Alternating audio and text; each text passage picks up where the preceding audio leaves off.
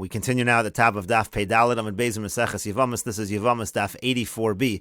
On the previous Amud, the Gemara had asked, why is it that in the Mishnah, the case has to be where a Kohen Hedyot marries an Almana, and so then he's permitted to marry the Almana, but his brother, the Kohen Gadol, is not. Why have her be an Almana? Even if she's just a Basula, when the Kohen Hedyot dies, she's going to become an Almana anyway, and she'll be prohibited to the Kohen Gadol.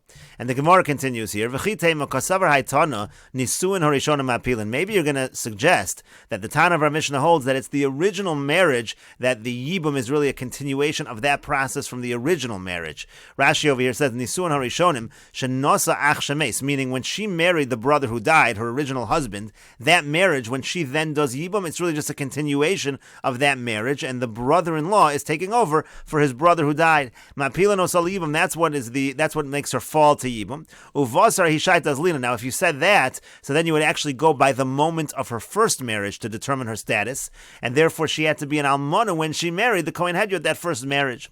Vilav almana me'acher havoy sharinan lo leKohen Gadol Yevama. If not for the fact that she was almana previously, before she married the Kohen Gadol, she would not be considered an almana just because her husband, the Kohen Hedyot, died. When she's now falling to the Kohen Gadol, that wouldn't be enough. It would go by her status at the original marriage. But the Gemara says that's just not true. Harei cholol shenasa kshera, because we have the case in the Mishnah of a cholol that marries a kshera. Now, in that case, they're going to say the cholol married the kshera. What is making her no good for the brother-in-law? It's because she becomes a chalola when she has relations with the cholol. But if you went by the status when she entered that marriage, she doesn't become a chalola. Rashi says, "Va'atana cholol shenasa kshera va'asr lo livume lach kosher." That's the whole case over there. The cholol marries her as a kshera. He turns her into a chalola, and that makes her usher to the next brother. So you see that we're not going by nisuin harishonim mapilim, and that's the whole point. V'lo, we do not say in that case nisuin harishonim mapilim. We don't say that the nisuin harishonim are mapilin.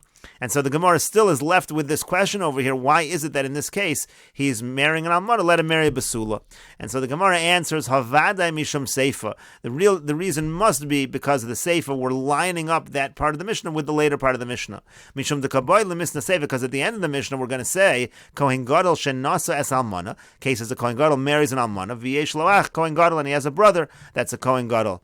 Oh, Kohen Hedyot, or let's say you have a situation even if the brother is a Kohen Hedyot. So again, that's going to be a problem because when the Kohen Gadol married the Almana, he turns her into a Chalola.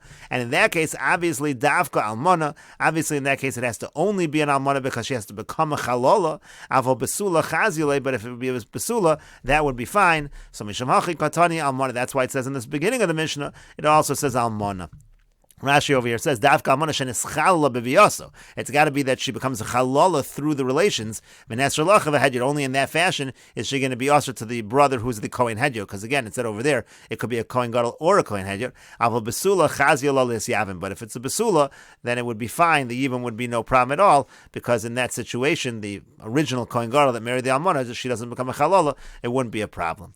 And the Gemara continues, Maskif lo Rav Papa. Rav Papa asks the following question: Im isa laha the Rav Dimi Amar Rabbi Yochanan. Let's assume that we hold imisa laha means to say if the halacha is like that which when Rav Dimi came, he said in the name of Rabbi Yochanan the following halacha: Mitzri sheni shenasa mitzris rishon. And the case was as follows: let's say you have a second generation mitzri that marries a mitzris who is a first generation mitzris. It's talking about a mitzri that converts.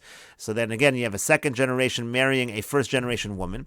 So if you're going to hold the following, bina sheni have. Let's say you're going to hold that the son is considered a sheni, meaning to say that we follow the mother over there. She's a rishona, and the son is a sheni. So if you're going to say that that is the case, so then we can have another case that we can list. Listening Nami, we should teach the following case in the Mishnah.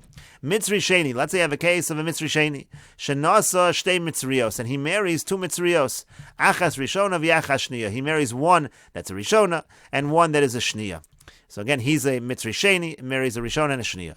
V'hayu lo bonim me rishona u'shniya. Now he has children from the rishona and from the shniya. Rashi over here says me rishona u'mishniya dahavelahu dor shlishi v'dor sheni. So if that was the case, you're going to have a situation of those children are going to be dor shlishi, and there's going to be dor sheni because he's having a children from rishona. That's going to make a dor sheni, and it has children from the shniya. That's going to be dor shlishi. And so now it should go as follows. So in nosav ki or chayu. Let's say they marry according to the way they are supposed to marry, Rashi will explain all of this, mutaros lebalei and vasuros liyevmein. You're going to have a case there where they're mutter to their husbands because they're marrying how they're supposed to, but they're actually going to be also to their brother-in-law. V'i epuch, but if they marry in reverse, the v'nasav, meaning they marry how they're not supposed to marry, then it'll be the opposite. Mutaros liyevmein, ve'asuros lebalein. Then they're going to be mutter to their brother-in-laws, and they're going to be also to their husbands. And you could even come up with other cases. Mutaros la'elu v'la'elu. You can come up with a case where they're mutter to both. How? Let's say they're gioros. Let's say the wives are converts. Then they're actually mutter to both. And asuros la'elu v'la'elu. You can even come up with a case where they're usher to both. Let's say they're ailonios. Let's say they're ailonis, meaning they're, again, sexually underdeveloped women. That could be a case where they're usher to both. And Rashi over here explains, nasiv ki or chayu, if they marry the way they are supposed to marry, meaning to say, shlishi nasa Yisraelis, meaning the one that is considered a shlishi, he marries a Yisraelis because he's allowed to marry a Yisraelis. Third generation Mitzri is allowed to marry into the Jewish community. V'sheini Mitzris Shnia, and then the one who's a second generation marries a Mitzris Shnia just as he's supposed to. So in that case, Asuros Liyavmein, in that case, if any of those husbands would die, that widow would be Azr to the brother-in-law. Why? The Shlishi Yisraelhu, because the Shlishi is considered a full-fledged Yisrael, V'asr b'Shnia, and is Asr by a Shnia. So in other words, if the Shlishi marries a Yisraelis, so the Shlishi who married the Israelis, rather, that Shlishi is not allowed to marry a Shnia. So if his brother his brother dies, so then that woman is a Mitzvah Shnia. That's a problem for him. The Mitzri v'Adomi echad zachar and v'echad nekeva. It's asur, not Shlishi, because when it comes to Mitzri and Adomi, it doesn't matter male or female. It's asur. V'Sheni, and of course the person who is a Sheni, asur be Israelis. He certainly cannot marry Israelis. So that's why if they marry who they're supposed to marry, the brother-in-laws are going to be a problem. Now, let's say the reverse of it. They marry who they're not supposed to marry, meaning shenasa shlishi shnia. Let's say the person who's a shlishi who should have married Yisraelis, but he goes ahead and he marries a shnia. V'sheni nasa Yisraelis, and the sheni marries Yisraelis. So in that case, again, the Yisraelis is going to be perfectly permitted to the shlishi, and the shnia is going to be perfectly permitted to the sheni. And then finally, you talked about the case of Gioris and the case of Ailonis. So Gioris muteres l'shlishi di Yisraelhu. Number one, a Gioris is muter fine to a shlishi. Yisrael is no problem. Yisrael can marry Gioris. V'l'sheni, and also the Gioris is also married to a mitzvah sheni. The kahal gerim lo recall, because the Gioris, if you're a ger, so you're not considered part of the kahal, so you're not part of that prohibition. V'lo karinon shlishi yavo bekal v'lo sheni. We don't say, only the shlishi can enter the kal and not the sheni. The zulav kol havoy, because this is not considered, the Gioris is not considered kahal. V'im nasa ha'achar Gioris of Vames. If the guy would marry Gioris and die, muteres liyiv makabala, then it would be perfectly permitted again to the brother-in-law. And asuros la'elu v'la'elu islandis, a case where they're going to be usher to both, would be an islandis, meaning Yisraelis im sheni nasa Yisraelis. Let's say you have a situation where the islandess is a Yisraelis, so if the sheni marries the Yisraelis via islandess, and she's also an islandess, so then asura lo mishum the Yisraelisi, so she's a Yisraelis, she's usher to the sheni. Ucheshemes, and then when he dies, asura liyavama, she's also usher to her brother-in-law. Why? Mishum asher teled islandess she'ena yoledis, because the whole idea of yibum is asher teled, it's in order to continue to give birth, to continue to the next generation, and islandess doesn't do that, so that would be a situation, an islandess Yisraelis would be a situation where she's asuros to both of them. And so in any case, that's the question of the Gemara. Why didn't it list in our Mishnah cases of these Egyptian converts? And so to that, the Gemara answers, Tana v'shayir. Our Tana did leave off some cases. There are other cases that could have been listed, and these are some of the cases that were left off. And the Gemara says, My shayir the high shayir. Well, what else was left off that you can say that things were left off? And so the Gemara says, Shayir pitzuadaka. One of the cases that's left off is pitzuadaka. Let's say a person with crushed testicles. Rashi over here says, Shayir pitzuadaka to have him matzi lemisni bekula. You could have a case, every kind of a permutation can be listed with a pitzuadaka. For example, pitzuadaka shenasi Yisraelis. Let's say a pitzuadaka marries Yisraelis. So asur labal, that's a forbidden relationship to her husband. Umuteres liyavama kasher. But that woman, the Yisraelis, would be perfectly permitted to marry her brother-in-law. V'akasher shenasa kasher. Now let's say the other way. Let's say a kasher marries a kshera. V'yesh lo ach pitzuadaka, and the brother's a pitzuadaka. So asur liyavama umuteres labala. She'd be usher to the brother-in-law and okay with her husband. Pitzuadaka shenasi Yisraelis. Let's say pitzuadaka marries Yisraelis. V'yesh lo ach pitzuadaka, and the brother's also pitzuadaka. Asur labala liyavam. That's going to be usher to both. And giores would be a situation of a giores. Mutaris lazev lazeh. That's totally permissible because, like we said, a giores would be allowed to marry the pitzuadaka. But the Gemara continues and says, imishum pitzuadaka. If you're going to say pitzuadaka is left off, it's not true. Lav shiura, that's not considered left off. Because we already have in the Mishnah cases of chayve lavin. That's just another case of chayve lavin. There's no reason to include every single case of a lav. But the Gemara says, one second, Atu chayve lavin milo katani, but don't we have other chayve lavin and we then add some? V'hadar tani, for example, we have chayve lavin and then we have other cases. V'hakatani, kohen hedyot shenasa almana. For example, a kohen hedyot marries an almana, v'chalol shenasa kashera, and you also have a case of a chalol shenasa kashera. Now, both these cases are involving chayve lavin. So why would we? So you see that we're repeating cases of chayve lavin. So you can't say the reason why Petzua Dak is not there is simply because we don't want to repeat cases of chayve lavin.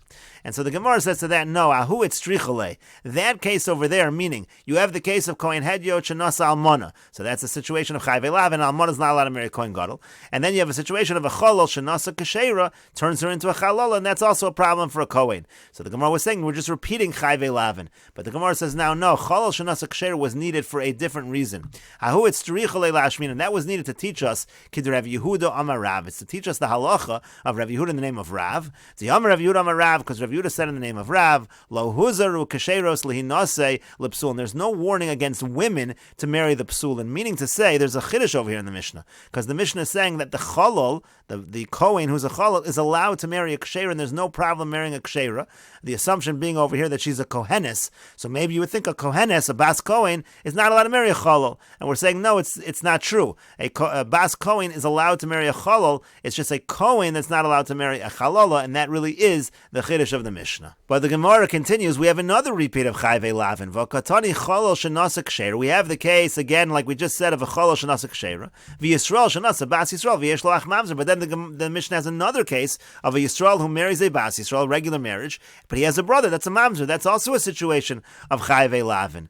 And so the Gemara says, no, hanami lo mahadir. That also is not just a repeat of the same thing. Rather, the Gemara says, misnahi, that is teaching us something new. Why? The ashmeino lav she'ein shava b'kol. Because first, the Mishnah talks about a case of a lav of a prohibition that doesn't apply to everybody. When you talk about cholol, that's something that only applies to kahuna. V'kamash malon lav hashava b'kol. And then they give us another case involving a mamzer. That's a lav hashava b'kol. That applies to everyone. But the Gemara still continues further and says, Hakatani Yisrael shenasa mamzeres v'yesh lo ach Yisrael. But there is another repeat case, because then the Mishnah has a case of Yisrael that marries a mamzeres, and he has a brother that's a Yisrael. That seems to be exactly the same kind of case.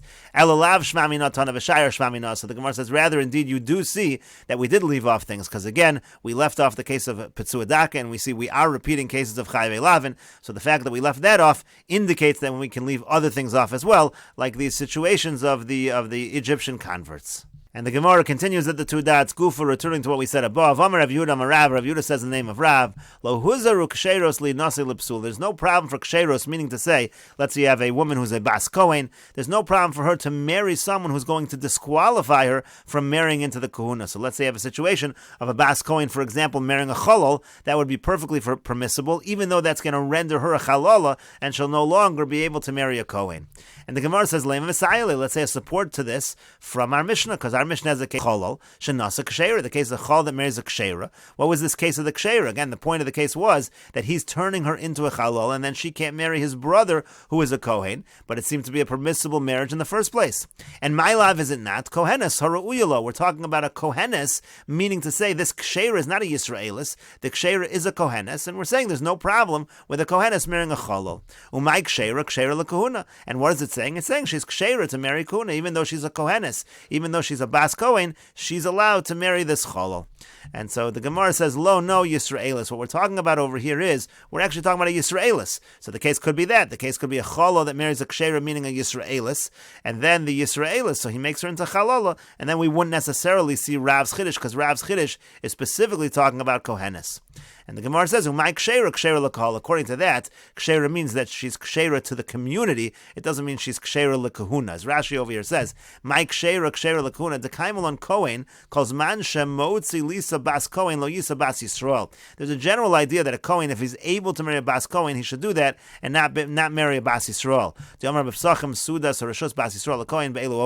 So the point is, that's what it means kshera lekahuna. A kohenis is more kosher to kahuna. Of course, a Yisraelis can marry a kohen also, but in a certain sense, a bas kohen is more fit to marry a kohen because it's preferred that a kohen marries a bas kohen. And again, the Gemara said, no, it could very well be that our Mishnah is talking about a Yisraelis. But the Gemara continues, Ihachi, if so, if you're going to say that the Mishnah is talking about a Yisraelis and she's fit for the call, she's fit for the community, so yesh lo ach kosher nami. So you have to read the phrase, if you're going to read it in a consistent fashion, when it said that this challah had a brother who's kosher, also you should read it that way.